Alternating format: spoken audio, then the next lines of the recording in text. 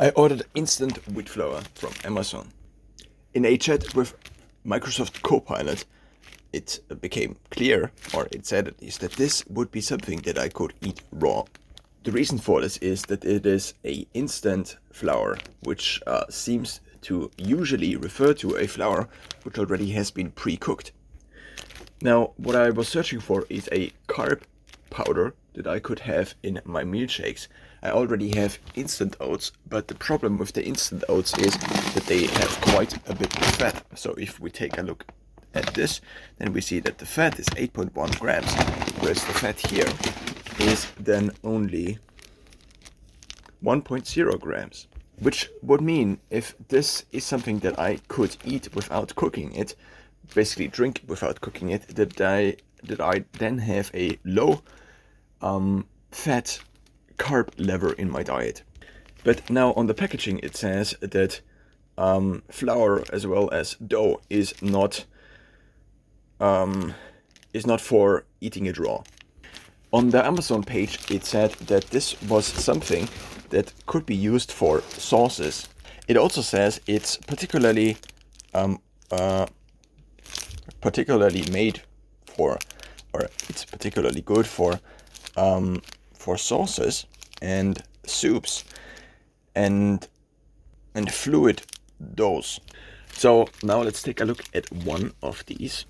I bought 2 packs of each 10 kilograms since I didn't know whether I could actually then drink this raw, which otherwise would have been a not very wise financial investment.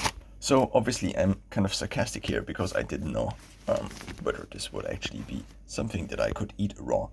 I just assumed it would be. In terms of the macros, we have protein 10 grams, then we also have fat, which is 1.0 grams. We have 344 kilocalories per 100 gram, and we also have 2.8 grams of fiber, which is Ballaststoffe. Now, even though I am at home and I am now trying this, I probably should say that one should not try this at home to eat dough, even though it is instant dough raw. It is just an experiment I am doing, which is also kind of risky. So what I'm now trying is that I will take maybe half a scoop and see what my digestion says. Of course, there could be also the effect that I have something, so it's already, one sees that this is kind of more powdery than normal flour. And so now I put this into a meal shaker and then I see what my digestion does. Usually, if I eat or drink normal flour, which is something one should avoid due to bacterial infection and so on, but nonetheless I tried it, and so I might have now a bacterial infection, I don't know. But what I will try now is to drink this here, and what is also something that probably should not be reproduced. So it tasted like normal flour, but it was a little bit less grainy than normal flour, so more like, I don't know,